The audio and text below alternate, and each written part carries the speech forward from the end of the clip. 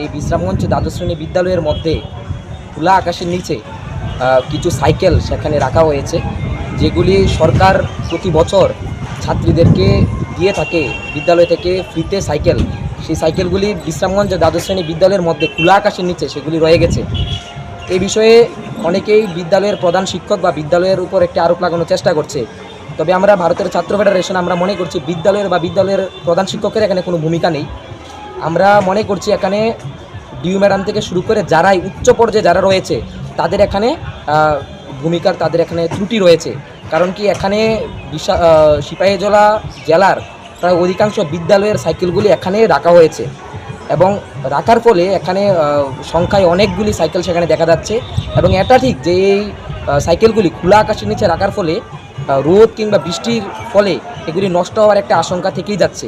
তো আমরা ভারতের ছাত্র ফেডারেশন আমরা মনে করছি আমরা যারাই উচ্চ পর্যায়ে যারা রয়েছে তাদের কাছে আমরা তাদের দৃষ্টি আকর্ষণের জন্য আমরা বলছি যাতে করে এই যে সাইকেলগুলি রাখা হয়েছে এগুলিকে যাতে পলিথিন কিংবা কিছু দিয়ে এগুলিকে ডেকে রাখা হয়, যাতে করে এগুলি অন্ততপক্ষে বৃষ্টি কিংবা রৌদ্র থেকে এগুলি রক্ষা পেতে পারে। যাতে এই বিষয়ে যারা রয়েছে উচ্চ পর্যায়ে যারা অধিকর্তা রয়েছে তারা যাতে এই বিষয়ে দৃষ্টি আকর্ষণ করে, আমরা ভারতের ছাত্র ফেডারেশন এটার জন্য আমরা তাদের কাছে দৃষ্টি আকর্ষণ করছি।